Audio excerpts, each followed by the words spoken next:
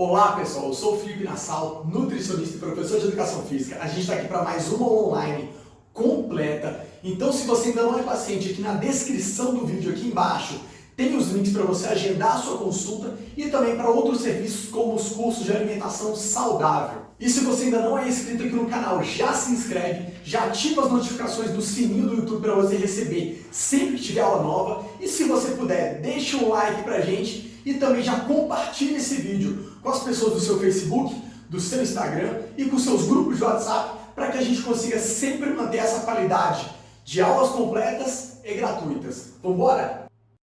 E na aula de hoje a gente vai falar sobre osteoporose, hormônios, menopausa, testosterona e dieta ácida. Vamos embora? E se você é novo por aqui, para ter uma correta compreensão da aula de hoje, é importante que você tenha assistido a aula base número 1, que fala de nutrição, a aula base 2, que fala de exercício, e a aula base 3, que fala de sono. Se você ainda não assistiu, tenta começar por elas, e o link para elas está aqui no catálogo de aulas na descrição do vídeo. Primeiramente, o osso é um tecido vivo que confere sustentação e proteção a diversos órgãos do nosso sistema e ele é fundamental para a nossa locomoção e para a nossa movimentação diária. E apesar de muita gente achar que o osso é feito só de cálcio, na verdade, 35% do nosso osso é feito de colágeno, que é uma proteína, e a gente faz uma rede com essa proteína, onde a gente vai depositando os minerais, que também não é só o cálcio, tem o cálcio, o fósforo, o magnésio e o potássio, e alguns outros que a gente vai chamar de hidroxiapatita. E esses minerais conferem rigidez a esse osso, para que ele se torne duro. Já a matriz de proteína confere resistência para que ele não quebre com facilidade. E o nosso osso está sendo constantemente renovado, ou seja, ele é destruído e reconstruído diariamente e a gente estima que a cada 10 anos a gente tem um esqueleto completamente novo.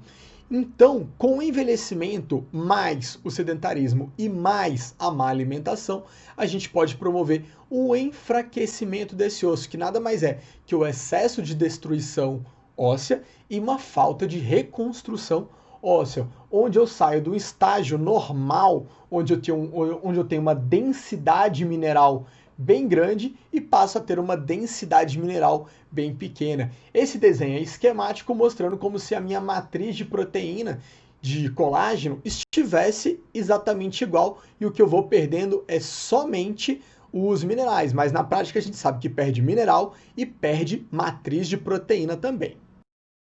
E aqui é um exemplo do score T que a gente utiliza para enquadrar a sua densidade mineral óssea, que é avaliada através de emissões únicas ou duplas de raio-x, sendo que a dupla é melhor, e aí eu consigo diagnosticar se você tem uma saúde óssea normal, se você tem uma osteopenia, que é um quadro de pré-osteoporose, ou se você já tem osteoporose e qual o grau dessa osteoporose. Então, por que é tão importante ter uma saúde óssea muito boa nos primeiros anos de vida? Porque isso pode determinar se você vai chegar na osteoporose durante o avanço da idade ou não. E como a nossa população tem aumentado a expectativa de vida, é importante cada vez mais eu me preocupar com isso. Então, quando eu tenho a osteopenia, eu tenho 4 vezes mais chances de fratura, mais ou menos, em relação ao indivíduo saudável.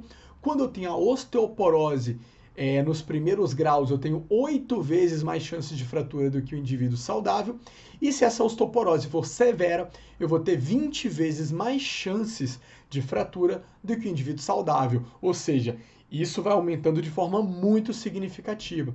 E eu não preciso me preocupar só com o risco de mortalidade, que ele é alto. Se eu tenho uma fratura de colo do fêmur, pelas complicações da fratura, da hospitalização, das cirurgias, eu posso vir a morrer nos próximos anos, isso é uma estatística que tem aumentado cada vez mais, mas eu preciso observar que não é só a mortalidade. Eu tenho os problemas de morbidade, se eu fraturo o fêmur, se eu fraturo a coluna vertebral, então eu vou perdendo autonomia, eu vou tendo dor, eu vou tendo deformidade, eu vou desenvolvendo neuropatias, eu posso desenvolver artrite por causa do processo de recuperação do osso que envolve muitas das vezes imobilidade, eu posso perder massa muscular.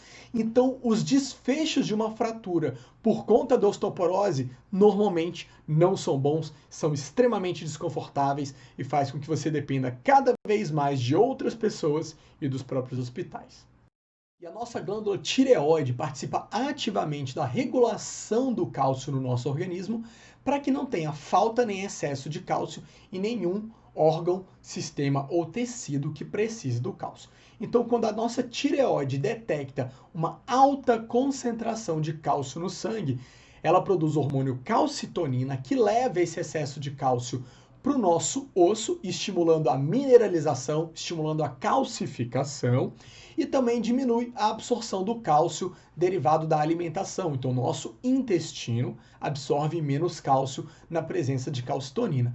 E os nossos rins eliminam mais cálcio através da urina na presença da calcitonina. E como consequência, eu tenho uma redução da concentração do cálcio no sangue, por menor absorção, maior eliminação e maior calcificação. E as nossas paratireoides produzem o hormônio paratormônio, que faz exatamente o contrário. Ele aumenta a absorção alimentar do cálcio, diminui a eliminação do cálcio através da urina e aumenta a saída de cálcio do osso. É um hormônio que ajuda a desmineralizar o osso. E, como consequência, eu tenho um aumento da concentração de cálcio no sangue, e esse aumento da concentração de cálcio no sangue estimula novamente a calcitonina, então eu tenho um ciclo perfeito de autorregulagem. E os hormônios T3 e T4 também têm interferência sobre o metabolismo dos ossos, interferindo sobre vias diretas e vias indiretas em todas as fases de formação e de reabsorção do osso.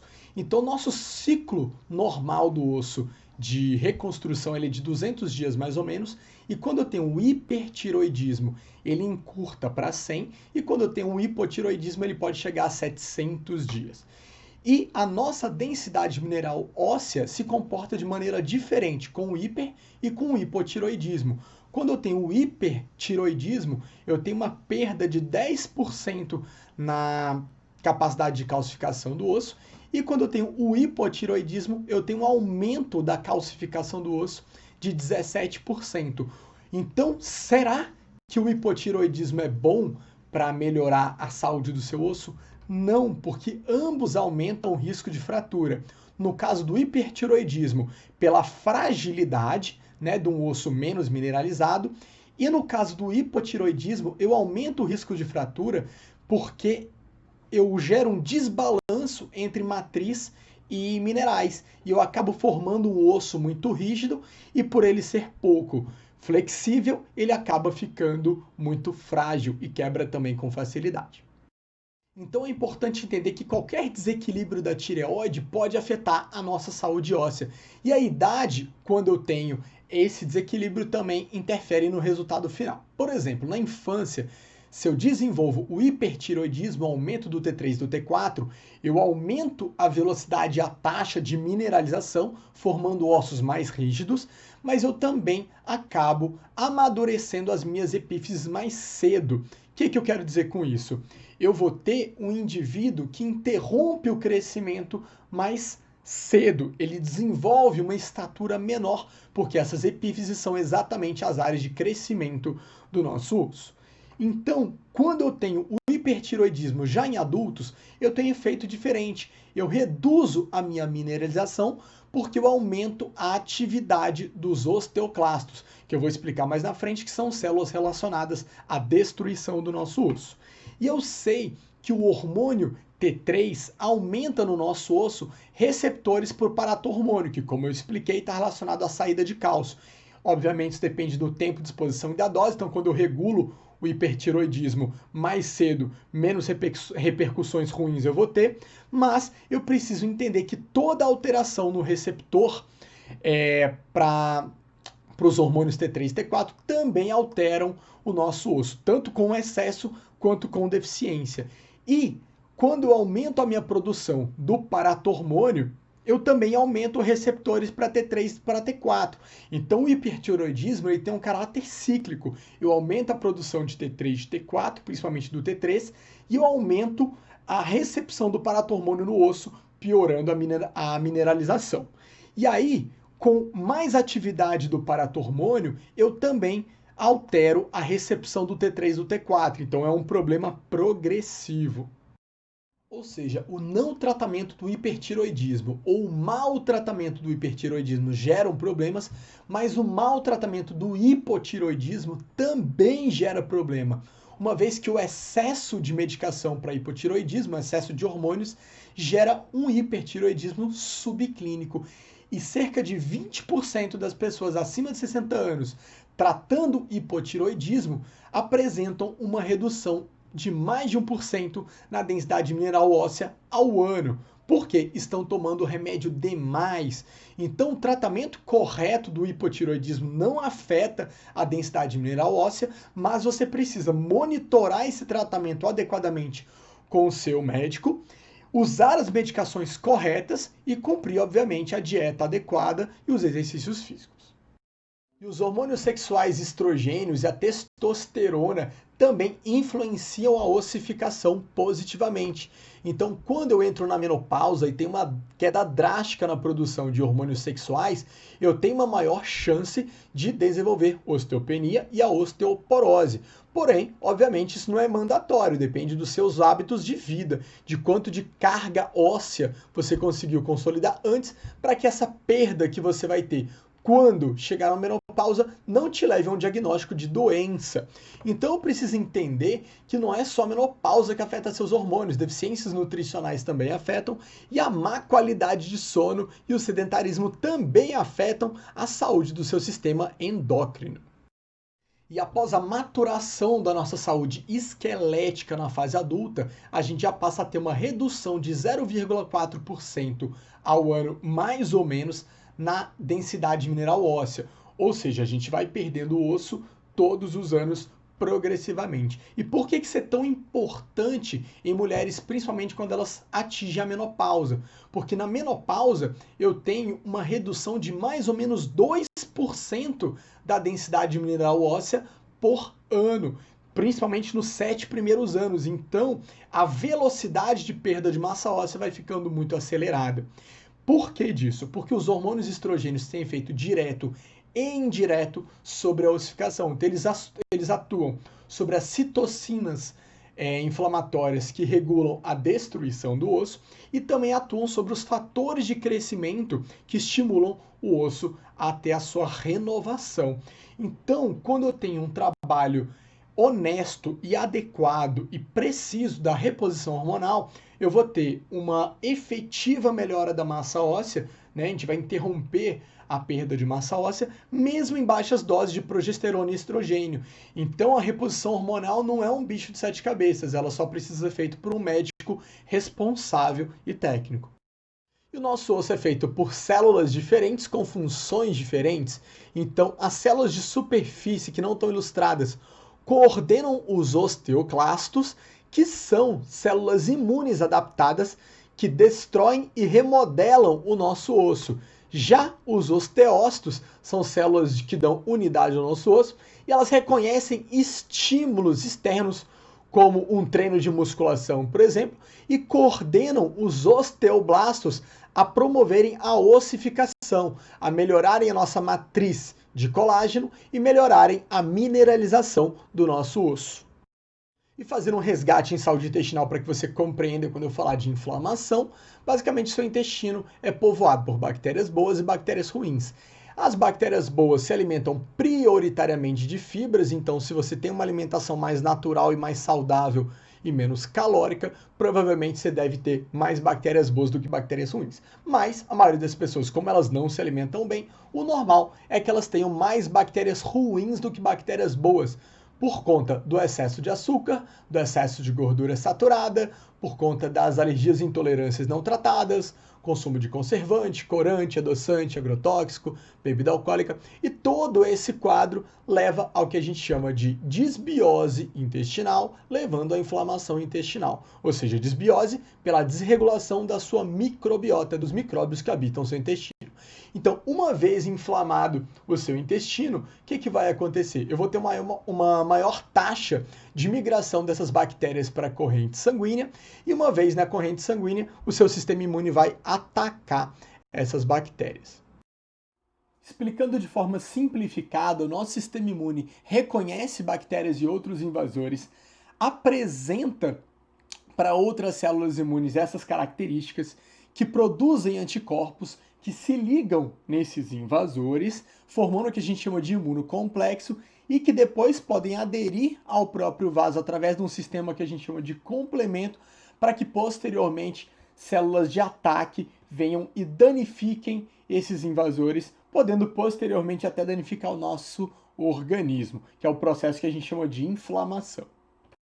E com o intestino não saudável, com o intestino em desbiose, eu vou ter dificuldade em absorver nutrientes, como minerais, vitaminas e principalmente o cálcio, porque além da absorção dele ser um pouco mais difícil, da nossa necessidade diária ser alta, ele ainda compete com outros minerais. E eu vou ter também uma maior produção de citocinas inflamatórias, levando à inflamação do corpo por completo, como a gente explicou já em diversas aulas aqui do canal.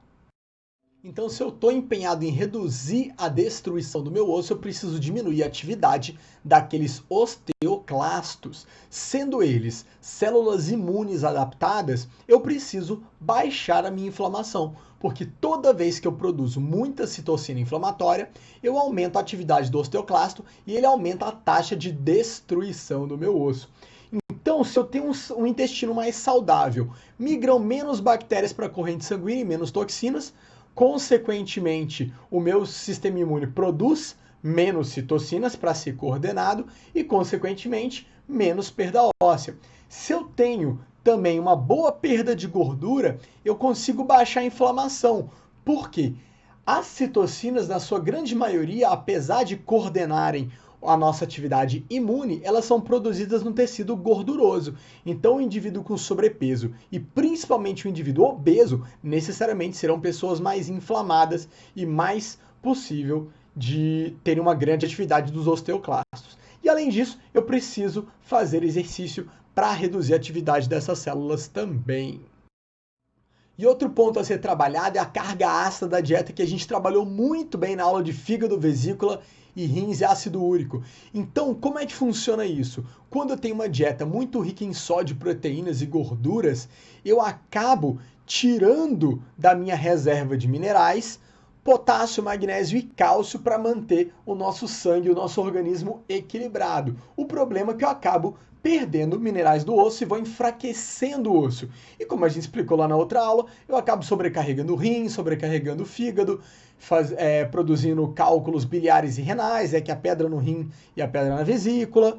Então, quando eu consigo corrigir essa carga ácida, que é dar uma diminuída no sódio, dar só a quantidade que eu preciso de proteína e de fósforo e de gordura, e consigo um aumento no consumo do magnésio e do potássio, e do cálcio também, eu consigo fazer com que o nosso corpo elimine menos cálcio. Consequentemente, isso favorece uma boa regulação do metabolismo do osso.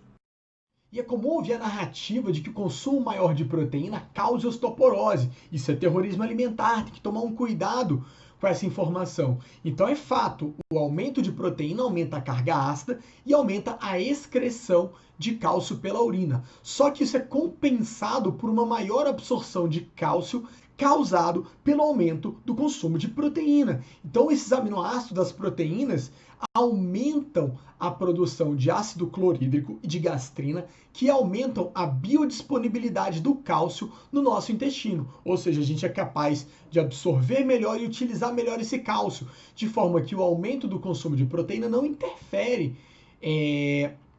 no cálcio ósseo. Então a gente sabe que o aumento da proteína só passa a ser um problema quando eu tenho deficiência de potássio para regular essa acidose, que normalmente vai acontecer quando eu tenho ausência de frutas e de vegetais. E é importante importante entender também que essas proteínas são fundamentais para compor a matriz colágena do nosso osso e também que normalmente as fontes animais de proteína são nossas fontes de fósforo. E esse fósforo também diminui o cálcio urinário e o cálcio fecal, e eu preciso analisar se eu vou extrair isso de alimentos ou de suplemento, porque tem suplemento proteico que vai ser rico em fósforo, como o whey protein, por exemplo, mas eu vou ter suplemento proteico vegetal que provavelmente vai ser pobre em cálcio. Então isso precisa ser analisado e a gente precisa ter um critério para tomar um cuidado com o fake news. E apesar do fósforo ser um causador de carga ácida, ele é essencial ao crescimento em todas as idades, uma vez que o fosfato de cálcio que forma o nosso osso depende de ter fosfato que vem do fósforo. Então, essa deficiência de fósforo limita a mineralização óssea em todas as idades, aumentando a reabsorção causada pelos osteoclastos que destroem o nosso osso e aumentando a excreção urinária de cálcio também e diminuindo a atividade dos osteoblastos que constroem e reconstroem o nosso osso. Então, o teor de fósforo nas carnes é a principal razão para a diferença na perda de cálcio quando eu aumento a proteína na forma pura, como um suplemento pobre em fósforo, um suplemento proteico de origem vegetal, por exemplo, em comparação à proteína alimentar, como uma carne, como um ovo, como queijos, ou como até um próprio whey protein, que são ricos em fósforo. Então, caso eu precise suplementar o fósforo, eu preciso entender do que eu estou fazendo, porque se eu coloco ele na mesma refeição que tem um carbonato de cálcio e um citrato de cálcio, eu acabo bloqueando a absorção desse cálcio, e aí eu não vou ter eficácia no tratamento da osteoporose. E aí, obviamente, eu tenho que tomar um cuidado com a dieta e analisar melhor esses micronutrientes, que é o trabalho do nutricionista. Lembrando que o excesso de fósforo também altera o nosso paratormônio e acaba induzindo perda de cálcio, mas normalmente isso vai acontecer com o consumo de refrigerante, por exemplo, e não de alimento. Então eu preciso tomar cuidado com os extremismos alimentares, tanto os que dizem que se eu tiver uma alimentação ótima, vegetariana, eu estou livre da osteoporose, porque ela é uma dieta mais alcalina, da mesma maneira que eu tenho que tomar cuidado quando eu ouço que carne é importante para o osso e eu não preciso dos vegetais. Normalmente, quando você tem uma alimentação saudável, composta por vegetais, composta por carnes magras e saudáveis, você vai ter um melhor equilíbrio. Agora, caso você queira ir para algum extremo, com certeza você vai precisar de ajuda, porque a chance do extremo dar errado é muito grande.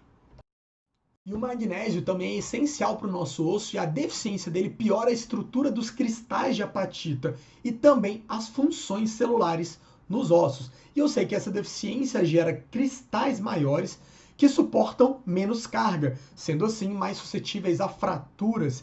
E o magnésio também ajuda a regular o paratormônio e a vitamina D. Então as deficiências de magnésio estão relacionadas com menor produção de paratormônio e uma maior resistência das células à ação do paratormônio. Ou seja, eu produzo menos e ele ainda age menos sobre as nossas células. E essa deficiência também piora a síntese de vitamina D e também piora a resposta fisiológica à suplementação de vitamina D. Então o magnésio exerce diversas funções em relação ao nosso osso e também está relacionado ao controle da imunidade. Lembrando que a deficiência de magnésio está relacionado com o aumento da produção de citocinas inflamatórias, consequentemente relacionado com uma maior resposta inflamatória e uma maior atividade dos osteoclastos, destruindo o nosso osso. E aí eu tenho alguns trabalhos atuais investigando a importância da saúde dos vasos sanguíneos, que obviamente não vai envolver só o magnésio. Quem quiser entender um pouquinho mais, veja a aula de doença cardiovascular, que eu explico isso aqui um pouquinho melhor, mas aparentemente ter uma saúde nos vasos sanguíneos é importante para a saúde do osso, e a gente está esclarecendo ainda a conexão em relação à doença vascular e osso, e já se fala sobre doença vascular do osso. Então há uma possibilidade do vaso sanguíneo doente gerar osteoporose. E eu sei que o magnésio é um dos nutrientes importantes para a melhor saúde vascular. E eu sei que também que esse magnésio, ele ajuda a combater a carga ácida da dieta.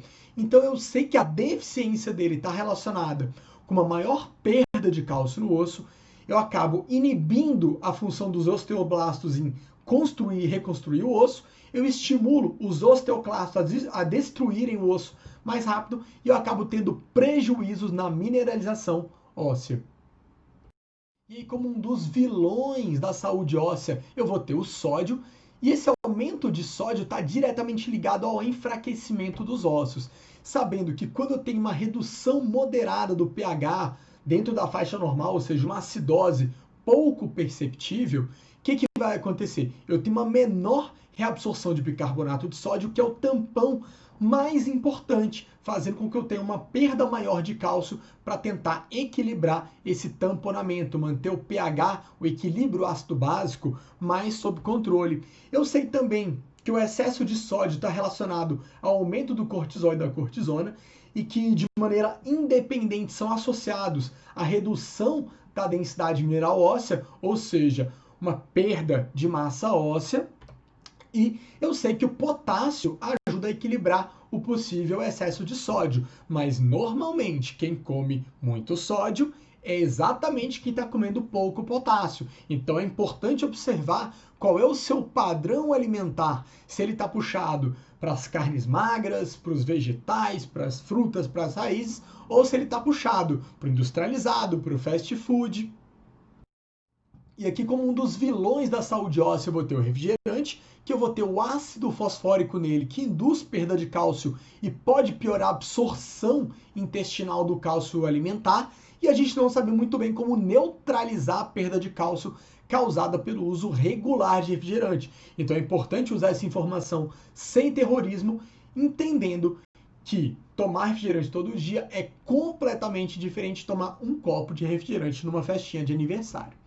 Então, a gente também tem refrigerantes com cafeína e sem cafeína, e a gente sabe que a cafeína piora a nossa absorção de cálcio, principalmente se eu tiver mais de 3 xícaras de café por dia.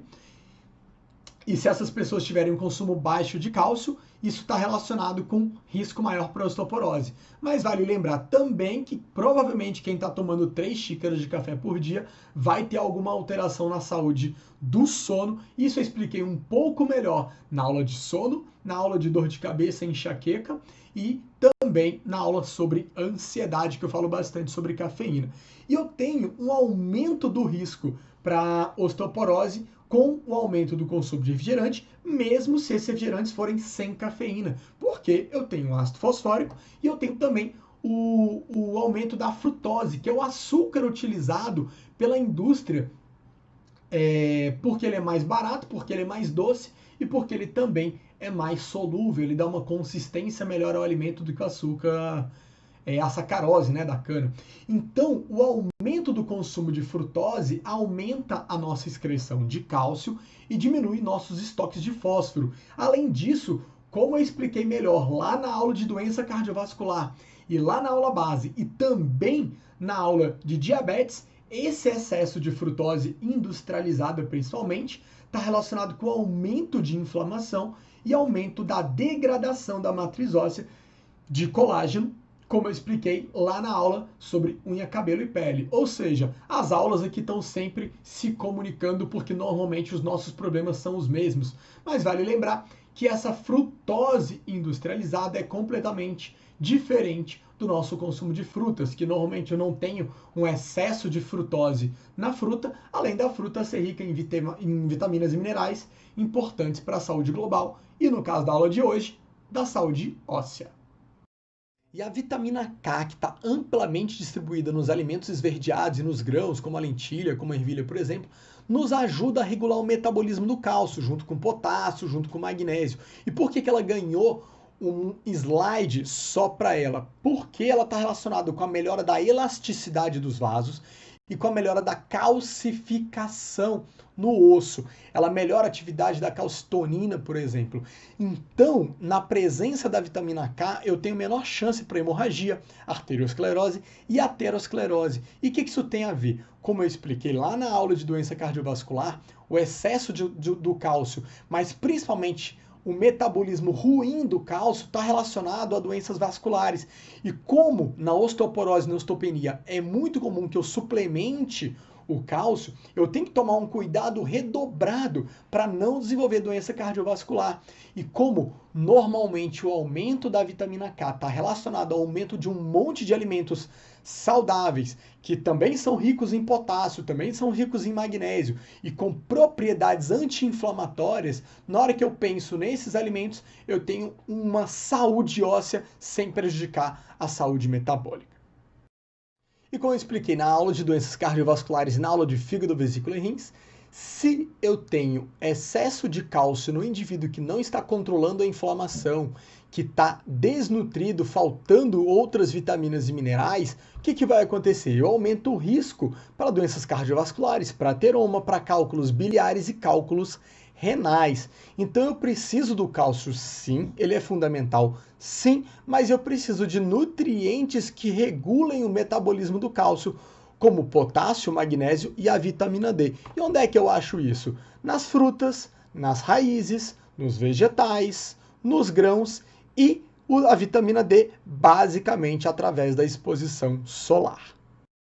Então, se eu quero melhorar a reconstrução óssea, ativar mais os meus osteoblastos para que eu tenha um osso mais denso, eu preciso de estímulos mecânicos, de força ou de impacto. Então, quando eu estou, por exemplo, na musculação e o músculo traciona o meu osso para erguer uma carga, para levantar um peso, eu gero um pequeno trauma no meu osso que ativa os meus osteócitos, que sinalizam para os osteoblastos formarem mais matriz de colágeno e mineralizarem mais o meu osso, a ponto de eu ter um osso mais denso, mais forte e mais resistente. E eu sei também que as atividades de impacto, como saltos de alturas mais altas, também podem promover isso. O problema é que, dependendo do grau de fragilidade que o meu aluno se encontra, que o meu paciente se encontra, nem sempre o impacto vai ser seguro pulando de um degrau. Então, eu acabo tendo que pular da própria altura. Isso quando a pessoa tem força para fazer um salto,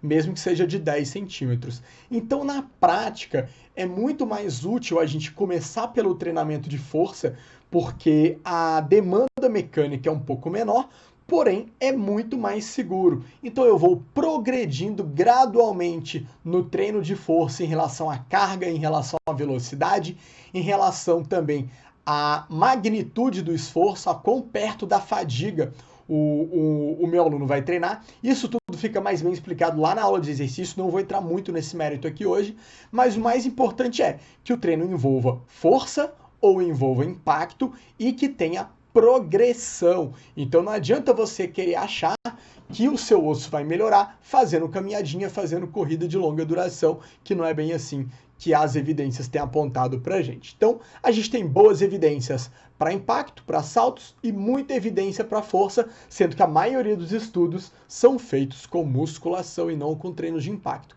Mas com segurança dá para a gente obter as vantagens dos dois. Eu preciso observar também que para eu fazer uma boa matriz de colágeno, eu preciso de nutrientes que estimulem as enzimas, as colaginases, as enzimas que produzem o colágeno. Então eu preciso do silício, que vai estar ali nos cereais, na aveia, nas leguminosas como feijão, grão de bico, o magnésio que a gente já falou, o manganês que vai estar muito presente nas frutas, a vitamina C que é muito fácil de atingir com frutas e vegetais, e as vitaminas do complexo B que vão estar num bom combinado de carnes magras, de ovos, de leites, de vegetais, de frutas, raízes. Então elas vão estar amplamente distribuídas, né? Complexo B, que são várias vitaminas diferentes, você não adianta comer a mesma coisa que você achar que vai ter todas elas. Então eu preciso da diversidade alimentar. E aí eu preciso dos nutrientes para calcificação, como a vitamina D e o magnésio que eu acabei de falar, e lembrando que mais de 350 miligramas de cálcio de uma vez é bem provável que seu corpo não consiga absorver. Então a nossa necessidade diária é de 1.000 miligramas. Em osteoporose ela passa um pouquinho e chega a 1.200, mas basicamente eu tenho que coordenar isso com as outras refeições, porque eu sei que o zinco e o ferro atrapalham a absorção de cálcio, a cafeína atrapalha a absorção do cálcio, e como a gente comentou, a saúde intestinal também atrapalha a absorção desse cálcio. Então é importante a gente entender que o cálcio também não está só nos derivados do leite. Então, os derivados do leite são sim a nossa fonte mais importante de cálcio, mas os vegetais, principalmente os verdes e as cascas de alimento, costumam ter grandes quantidades de cálcio para complementar o que não for introduzido através dos derivados do leite. E caso você tenha alguma alergia, alguma intolerância a derivados do leite, a gente pode suplementar esse cálcio sem nenhum problema, desde que eu cumpra as regras de observar quanto que eu vou dar por vez, qual a formulação que eu estou dando e se eu estou dando a quantidade de vitamina D e magnésio que eu preciso. E falando agora sobre o hormônio testosterona, que quando está em baixa concentração na corrente sanguínea, complexo da hipófise faz com que a gente produza um hormônio chamado LH, e esse LH aumenta no sangue, e quando ele é percebido pelas nossas gônadas, no caso dos homens, o testículo, ele produz testosterona, aumentando a concentração de testosterona no sangue. Que quando isso acontece, esse mesmo complexo percebe isso e faz com que a gente diminua a produção desse LH, que vai para a corrente sanguínea também, né, em menor quantidade, e quando ele está em menor quantidade, ele estimula as gônadas a produzirem menos testosterona. Ou seja, nós temos um mecanismo natural de produzir testosterona de forma regulada, para que não tenha de mais e nem de menos. Lembrando que para tudo isso acontecer, eu dependo da qualidade do meu sono, de uma série de nutrientes e de ter uma exposição solar saudável. E por que o sono vai ser tão importante para a gente nesse sentido? Porque os nossos hormônios reparadores, como a testosterona e o GH, eles são produzidos durante o sono de qualidade. Então, se o meu sono ele tem uma curta duração, se ele tem muitas interrupções, se eu tenho muita apneia do sono, se eu tenho alguma coisa que atrapalha a minha respiração, ou se eu estou submetido a um grande grau de estresse, o que vai acontecer? Eu tenho um aumento na produção dos hormônios do estresse, principalmente o cortisol e a adrenalina, e isso favorece com que eu não consiga ter uma boa noite de sono. Consequentemente, eu vou ter uma redução dos hormônios reparadores, um deles é a testosterona, e eu acabo tendo mecanismos compensatórios que não favorecem a nossa qualidade de vida. E agora, conectando os conceitos, se eu tiver uma boa saúde intestinal, eu vou produzir uma maior quantidade de serotonina, uma vez que 90% ou mais da sua serotonina, que é o neurotransmissor relacionado à tranquilidade, ao raciocínio analítico, vai ser produzido no seu intestino. Por que ela é tão importante?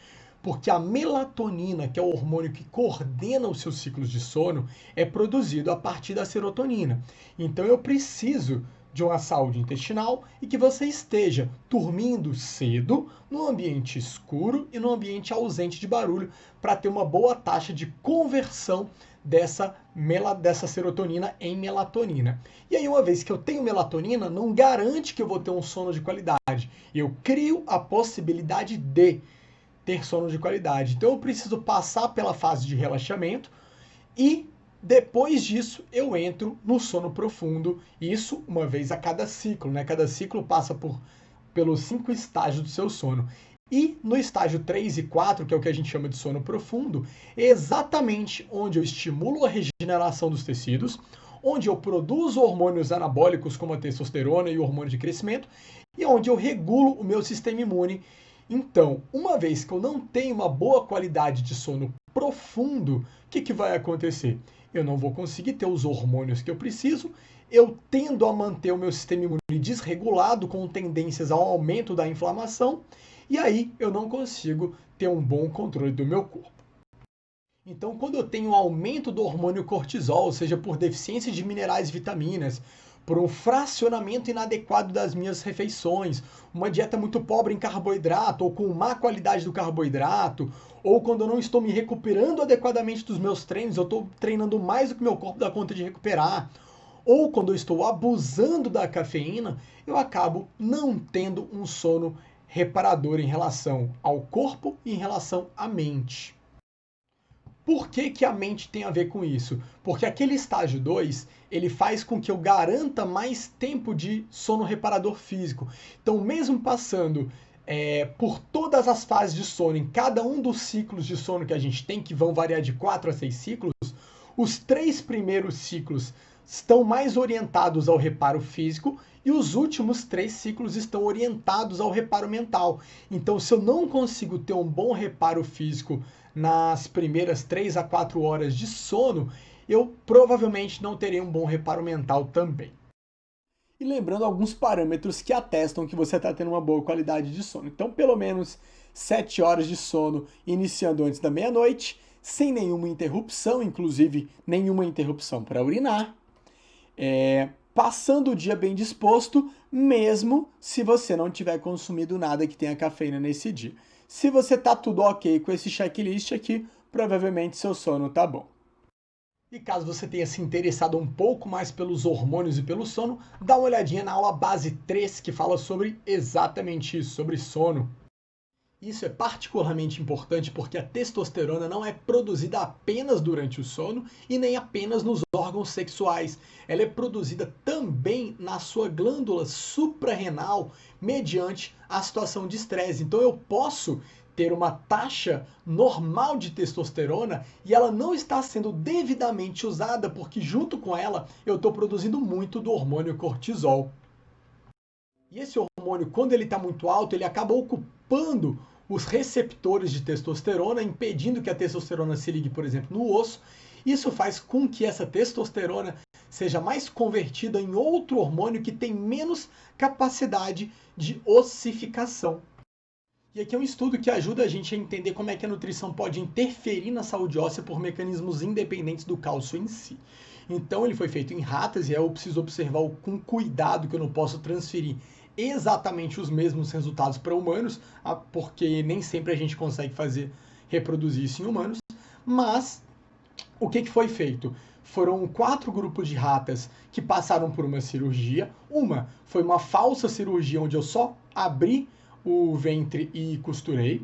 Os outros 3 tiveram a mesma abertura, mas eu removi o ovário dessas ratas para induzir uma redução hormonal semelhante à menopausa, na verdade mais potente do que a menopausa, e induzir a osteoporose nesses animais, partindo do pressuposto que eu poderia controlar a perda de massa óssea baseado no grupo que passou pela cirurgia sem a retirada dos ovários, e esse seria o nosso controle, o nosso grupo, o padrão ósseo.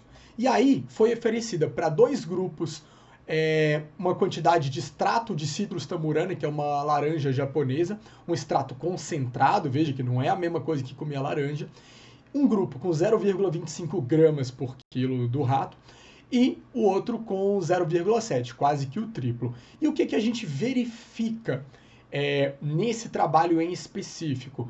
Que o grupo que teve a retirada dos ovários e não recebeu os extratos teve uma perda de massa óssea muito significativa. Por um outro lado, os grupos que receberam os extratos de laranja tiveram perdas de massa óssea muito pouco significativas em relação ao grupo que não teve ovário retirado. Inclusive, na dose máxima, a massa óssea foi totalmente preservada. Ou seja, pequenas doses de alguns alimentos podem afetar a nossa saúde óssea, assim como aumentando a dose deles eu consigo ter um efeito mais significativo. Lembrando que isso é um extrato concentrado, não é igual comer a laranja. Lembrando que você não é um rato e seu metabolismo pode ser bem diferente. E, de qualquer forma, essa primeira dose aqui a gente consegue extrair a partir do consumo das frutas. O problema é que essa Citrus tamurana, ela tem quantidades e concentrações maiores de tangeretinas e epinangerinas, que são compostos fitoquímicos da laranja que melhoram a nossa gerência dos hormônios sexuais, ou seja, eu melhoro a ação deles no organismo.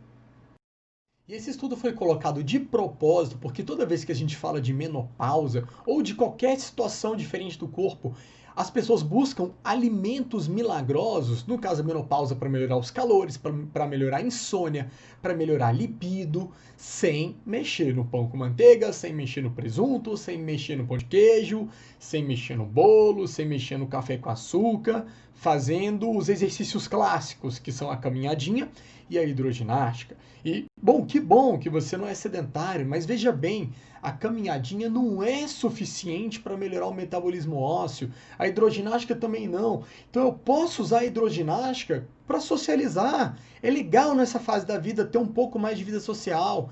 É legal fazer uma caminhadinha para dar uma relaxada, para dar uma pensada na vida, mas eu preciso mexer de forma mais consistente na base dos meus cuidados da saúde. Independente da situação, eu preciso entender que no idoso eu preciso desenvolver força, assim como em qualquer fase da vida. Só que no idoso eu tenho que avaliar qual é a real mobilidade dele, se ele tem lesão, quais são as dificuldades, o que dá para fazer para desenvolver essa força com segurança. E aí eu vou progredindo dentro do trabalho de musculação ou do trabalho de potência, que eu posso usar o medicine ball, por exemplo, ou posso tentar saltar do próprio chão, né, sem sair de alturas. Posso trabalhar meu equilíbrio, que vai ser fundamental para evitar o risco de quedas. E evitando quedas, eu evito fraturas. E se eu evito fraturas, eu prolongo a vida desse paciente, pelo menos em relação ao que tange a osteoporose. E aí, eu vou analisar se dá para fazer um trabalho de impacto com essa pessoa, como é que está a evolução da massa óssea. Porque a gente tem uma diversidade de trabalhos com musculação, mostrando que a massa óssea pode melhorar durante o processo de tratamento. Ou seja, a musculação não é feita só para interromper a evolução da osteoporose. Eu posso reverter graus da osteoporose com a musculação. Isso porque são trabalhos que usam só musculação. Se eu começo a fazer um trabalho adequado com a medicina, em mulheres, no caso, com a reposição hormonal, se eu utilizo os bifosfonatos, que são medicações também utilizadas e muito úteis em relação à osteoporose, melhoro a alimentação de uma forma global, eu consigo fazer com que esse paciente passe a ter uma vida normal e despreocupado em relação à osteoporose dentro de alguns anos. Então, eu preciso entender que a força está no cerne do trabalho e que trabalhar a resistência é importante por outros motivos, mas ela nem de longe é a prioridade. E até para poder trabalhar essa resistência, eu preciso trabalhar a força. Então, se eu começo a entender que eu começo o trabalho com o idoso com a musculação e que ela é progressiva, eu consigo um tratamento eficaz. Da mesma maneira, na nutrição, quando eu paro de achar que tomar suplemento de vitamina e mineral vai resolver o meu problema, até porque nem sempre eles serão absorvidos e nem sempre a proporção está adequada, vou parar de achar que mesmo as coisas que funcionam, como o próprio açafrão, que tem uma boa atividade anti-inflamatória, pode suprimir um pouco os osteoclastos. Mas eu começo a entender que o cerne da inflamação está na má alimentação, eu começo a entender também que não precisa ficar se entupindo de laranja e abacate só porque eles têm ação hormonal. E também não preciso ficar neurótico em relação à menopausa com chá de emora que ameniza os fogachos. Na hora que eu entendo que o meu corpo precisa de mais água, que ele precisa de mais vegetais por causa daqueles fitoquímicos que eu falei aqui da laranja, mas eles estão amplamente distribuídos em vários vegetais. E os nutrientes que eu preciso estão nos alimentos. E na hora que eu começo a colocar as frutas, os cereais e as raízes como a base dos meus carboidratos e não o pão, e não o bolo, e não o açúcar, eu começo a ter um caminho mais claro para o meu tratamento. Na hora que eu começo a comer mais carnes magras e aumento o meu aporte de proteína, isso em idoso é muito importante para evitar a perda de massa muscular, porque essa perda de massa muscular diminui a força e aumenta o risco de queda. Na hora que eu tenho uma quantidade de proteína adequada, sem trazer um excesso de gordura, eu abro espaço para comer mais gorduras boas, como o abacate, por exemplo, ou como o azeite de oliva, que tem substâncias que também atuam regulando os hormônios que podem atuar no osso, como a oleuropeína, por exemplo. Então, na hora que eu começo a entender que tudo isso tem que estar em proporção e que o meu exercício bem feito e o meu sono de qualidade precisam ser regras na minha vida, precisam ser regulares, eu começo a entender que eu preciso reduzir drasticamente refinado, açúcar, refrigerante, gordura animal, gordura trans, corante, conservante, adoçante, diminuir o consumo de bebida alcoólica. Na hora que eu faço isso, eu tenho um caminho mais favorável para o meu tratamento, visto que a intervenção unicamente medicamentosa não consegue melhorar a sua massa óssea e também não consegue estar isenta de efeitos colaterais. Então, um dos motivos pelo qual é fundamental que você monitore todos os seus exames frequentemente com seus médicos é porque a dosagem errada de medicação da tireoide afeta sua massa óssea. A terapia de reposição hormonal mal feita pode ter colaterais, então tudo tem que estar muito bem arquitetado e executado para que você tenha uma boa qualidade de vida e uma boa autonomia. Então na nutrição é necessário trabalhar com precisão, porque o excesso de alimento, mesmo do saudável, pode levar à inflamação, uma vez que a obesidade é um dos fatores mais relevantes para a inflamação. E eu levando essa obesidade, aumenta o risco para diabetes e doença cardiovascular. Não adianta nada você tratar a osteoporose e ficar obeso no meio do caminho. E da mesma maneira que a falta de alimento, que é muito comum no idoso, leva a um catabolismo. E essa perda de massa muscular, ela vem acompanhada de perda de massa óssea. Então não adianta eu estar com tudo estruturado e não fornecer energia para o meu corpo funcionar. Então toda vez que eu induzo uma falta de nutrientes, seja de carboidrato, de proteína, de gordura, de vitamina, de mineral, eu vou ter um impacto ruim no meu organismo. E se mesmo com a ajuda do nutricionista você apresenta dificuldade em melhorar a sua alimentação, sugiro dar uma olhadinha nessas 2 aulas sobre comportamento alimentar aqui no canal. Um agradecimento especial à nutricionista Stephanie Karen, que me ajudou a construir esse conteúdo. Esse é o Instagram dela e os contatos estão aqui na descrição. E caso você queira um pouco mais de aprofundamento sobre esse e outros temas em relação a exercícios físicos, entre no site do Dr. Paulo Gentil, o nerdflix.paulogentil.com, ou siga Dr. Paulo Gentil no Instagram. E o acesso à informação não garante que você vai saber usar. Então aqui fica o contato do professor Vinícius de Paula e do professor Thiago Machado, que são meus colegas aqui no grupo de estudo, que sempre auxiliam na criação das aulas e que atuam como personal trainers. Bom, espero que você tenha gostado dessa aula. Caso você tenha gostado, aqui na descrição do vídeo ficam os links para todos os serviços que eu presto para agendar consulta, para os cursos online. Então, se você gostou, não deixe de compartilhar no seu WhatsApp, com seus grupos de amigos, no seu Facebook, no seu Instagram, porque isso é o que mais ajuda a gente a manter esse trabalho com essa qualidade e gratuito. E se você ainda não é inscrito no canal, já se inscreve logo e ativa as notificações para você receber sempre que tiver aula nova. Um abraço, muito obrigado!